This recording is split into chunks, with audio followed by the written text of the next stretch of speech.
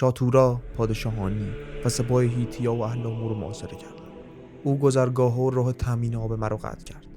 سپاه من بر اثر گرسنگی و خستگی دلیرانه به صفوف سربازان آنها پیشروی کردند و من با جدیت جنگیدم و آنها را شکست دادم. تعداد بیشماری از آنها را کشتم. از انبوهشون کاستم و 14400 تن از آنها را برانداختم و زنده به اسارت گرفتم. قلعه نظامی و پایتختش رو تسخیر کردم. سپاه هیتیا و اهلامی و متحدینش رو مثل گوسفند سلاخی کردم.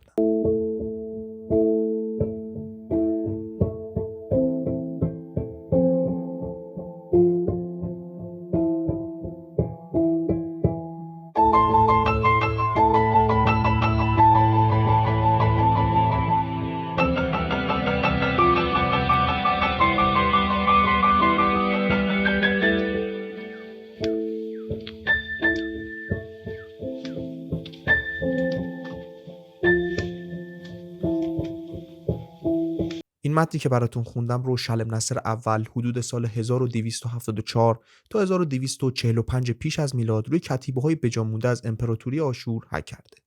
روی این کتیبه‌ها در رابطه با لشکرکشی گسترده‌ای که آشوری علیه هیتیا و ائتلافی که برای اون مزدورانی که توی میان رودان زندگی می‌کردن به تصویر می‌کشه. قبل از اینکه کامل این ویدیو رو شروع کنم باید بگم که من توی این پروسه تنها نیستم و نویسنده یا جمع‌آوری کننده متن ما میلاد آهویی هستش و براتون حتما منبع این ویدیو رو توی دیسکریپشن قرار میدم که حتما خواستید برای مطالعه بیشتر بهش نگاه بکنید در دسترستون باشه. لطفا اگر از محتوا خوشتون اومد حتما ویدیو رو لایک کنید، سابسکرایب کنید و برای دوستاتون هم بفرستید و برامون نظرتون هم کامنت کنید. توی این اپیزود رفتیم سراغ یکی از بی‌رحم‌ترین و مخوف‌ترین امپراتوری باستان که با همراه همدیگه تونستن عصر تاریکی رو توی خاورمیانه رقم بزنن. توی این سری ویدیوهایی که اسمشو گذاشتیم جنگ جهانی باستان قراره به این موضوع بررسی کنیم.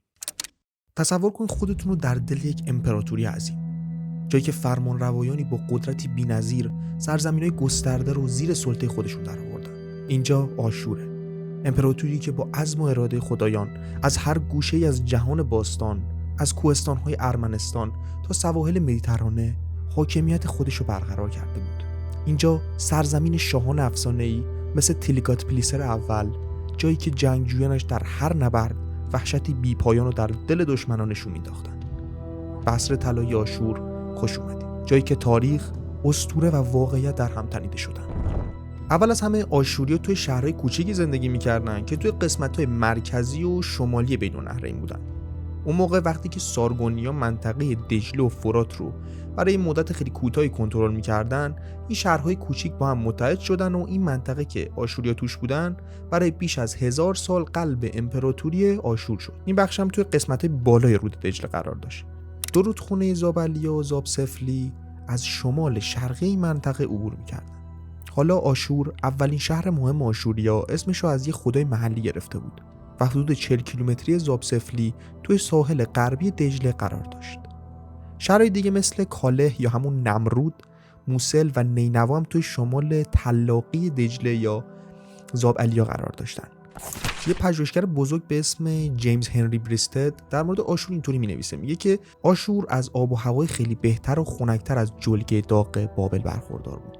این منطقه پر از دره‌های حاصلخیز بود که تا کوه‌های شرقی و شمالی ادامه داشتن.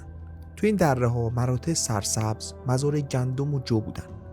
گله‌های گوسفند، بز، همشون میومدن تو این دامنه‌ها میچریدن برای خودشون و گشت و گذار میکردن. پس با این آب و هوای خوب و زمین حاصلخیز آشوریا تونستن کشاورزی کنن، دامپروری کنن و غذاهای زیادی رو تونستن تولید کنن. یعنی ادامه داستانمون رو می‌خوایم اینجوری بگیم. توی این دوران الاغ‌ها حیوانات بارکش اصلی بودن و اسب‌ها هنوز خیلی رواج نداشتن، هرچند که کاملاً هم ناشناخته نبودن. همینجا بود که جمعیت کشاورز آشور شروع به شکوفایی کرد. آشوریا تونستن توی این منطقه حاصلخیز و با آب و هوای خوب به خوبی پیشرفت کنن. تا زمان فتوحات اکدیا مردم این ناحیه به یه هویت محلی خاصی دست پیدا کرده بودن که بیشتر بر اساس پرستش آشور و آداب و رسوم مذهبی و اجتماعی اون شکل گرفته بود. آشور از قدیم از نظر سیاسی و نظامی خیلی مهم نبود، ولی بعد از زوال سومر و اکد توی اواخر 1003 قبل از میلاد برای اولین بار به یک کشور مستقل تبدیل شده بود و توی مسائل اساسی بین النهرین جایگاه محکمی هم به دست آورده بود. برای کم بیشتر از 2 قرن سلسله از فرمانروایان قدرتمند آشور برای کسب قدرت و اعتبار شروع به ساختن معابد و ساختمان‌های عمومی کردند. بعضی از این فرمانروایان حتی دست به عملیات نظامی توی نواحی همجوارشون هم زدن، هرچند که این عملیات‌ها بیشتر شبیه دستبردهای کوچک بودن تا کشورگشایی. ولی با تمام این تلاش آشوری در نهایت استقلال خودشون رو تونستن به دست بگیرن و با جابجایی مراکز قدرت توی پهنه خاور نزدیک زیر سلطه بیگانگان مختلف قرار گرفتن. پس با اینکه آشوری‌ها تونستن برای مدت کوتاهی به شکوفایی برسن و یه جایگاه محکم توی بین النهرین پیدا کنن، ولی به خاطر فراز و نشیب‌های تاریخی و جابجایی قدرت‌ها استقلالشون از دست دادن و تحت کنترل دیگران در اومدن. حالا می‌خوایم بریم سراغ ادامه داستانمون از دوران تندیسای گچی تا زمانی که آشوری‌ها یه قدرت بزرگی برای خودشون شدن. حالا بریم به قرن 14 پیش از میلاد، جایی که آشوری‌ها دوباره به قدرت رسیدن و این بار پادشاهان ستیزجو و تهاجمی خودشون یه قدرت بزرگی برای خودشون داشتن. پادشاهان آشوری یه سنت جدیدی به نام تهاجمات سالانه رو شروع کردن. بعضی از این پژوهشگرا به این دوره امپراتوری قدیم آشور هم میگن. این امپراتوری‌ها یه الگویی از گسترش و کاهش دامنه داشتن که جانشینانشون هم برای قرن‌ها از اون پیروی می‌کردن. به گفته پروفسور اوپنهایم، پادشاه آشور با این لشکرکشی سالانه موفق شدن امپراتوری بسازن که کم و بیش ناپایدار بودن. این امپراتوری‌ها معمولاً بعد مرگ پادشاه به سرعت فرو می‌پاشیدن، ولی بارها از نو سر در می‌آوردن و گسترش پیدا می‌کردن و با دقت بیشتری سازماندهی می‌شدن. توی محفل کوچیک آشوریا به ویژه اهالی شهر آشور یه اعتقاد خیلی عمیقی وجود داشت که باید یک پارچگی از دست رفته رو دوباره برقرار کنن و تاثیرگذاری و گسترش شالوده امپراتوری رو افزایش بدن. همین اعتقاد باعث شدش که مفاهیم جنگ و توسعه طلبی توی منش ملی آشوریا ریشه‌های عمیقی پیدا بکنه. نخستین دودمان بزرگ آشور توی همون زمان بودش که شکل گرفت که دانشپژوهان بهش میگن دوران بابلی کهن، یعنی از حدود 2000 سال تا 1600 سال پیش از میلاد. توی این دوران آشور با وجود تلاش برای استقلال درگیر جنگ و مناقشه‌های مختلف بود. دولت‌های کوچیک بین النهرین از جمله آشور برای استقلال خودشون می‌جنگیدن و گاهی هم یه سری از این دولت‌ها برای مدت کوتاهی قدرت رو می‌گرفتن. ولی به زودی با مشکلات داخلی و حملات خارجی روبرو می‌شدن و دوباره به وضعیت قبلیشون برمیگشتن. یکی از این دوره‌ها زمان فرمانروایی نخستین دودمان قدرتمند آشور بود. این دودمان توسط شاه شمشی عدد از سال 1813 تا 1781 پیش از میلاد حکومت می‌کرد. شمشی عدد قدرتش رو با ساختن یه معبد باشکوه تو انلیل خدای سومری تحکیم بخشید. اون ادعا می‌کرد که انلیل بهش کمک کرده تا به تخت سلطنت بخواد بشینه. تو یکی از نامه‌ها شمشی عدد میگه: من شمشی عدد پادشاه تمام دنیا معبد خدای آشور رو ساختم. معبد خدای من انلیل بنایی استوار و با عظمت که با چوب درخت سدر و خاتمکاری از نقره و طلا ساخته شده. بعد از اینکه با خشونت تمام قدرتش رو توی آشور مستحکم کرد، شمشی عدد سپاهش رو به حمله‌های خونبار نظامی رهبری کرد تا قلمرو آشور رو گسترش بخواد بده. اون پادشاه کوچیک مایی رو که حدود 225 کیلومتری جنوب غربی آشور بودش رو فتح کرد و پسرش جیمز عدد رو به فرمانروایی اونجا گذاشت. همچنین به دولت شهر آکالاتوم هم حمله کرد و حکومت اونجا رو به پسر دیگه‌اش ایمشداگان سپرد. شمشی عدد سعی کرد که قلمروش رو به غرب و جنوب شرقی هم گسترش بده و حتی تا لبنان امروزی هم پیش رفت. تو این نواحی آشوریا و دیگر دولت‌های بین النهرین چوب مرغوب سدر رو برای ساختن وارد می‌کردن. شمشی عدد از شاهزادگان محلی خراج می‌گرفت و یه لوح سنگی هم به یادبود خودش توی لبنان نصب کرد.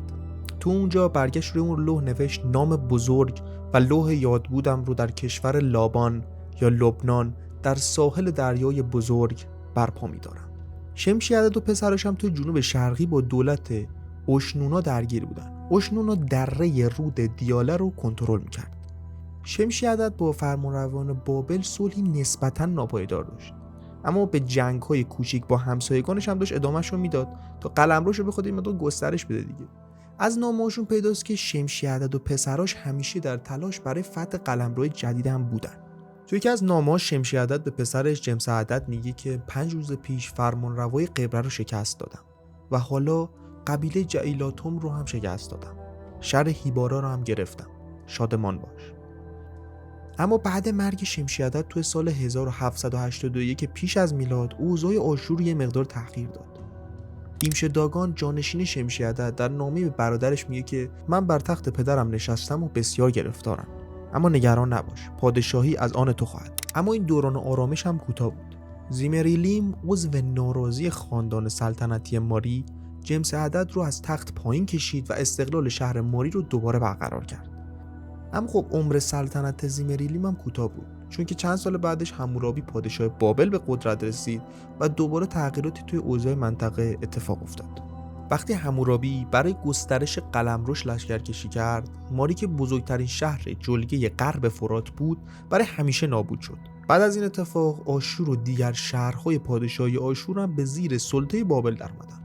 حمورابی تونست پس از سارگون بین النهرین رو به یک پادشاهی متحد تبدیل کنه. گستردگی پادشاهی حمورابی دقیقاً مشخص نیست، اما احتمالاً از خلیج فارس تو جنوب شرقی تا مرزهای سوریه و کوهپایه‌های ارمنستان در شمال غربی هم ادامه داشته.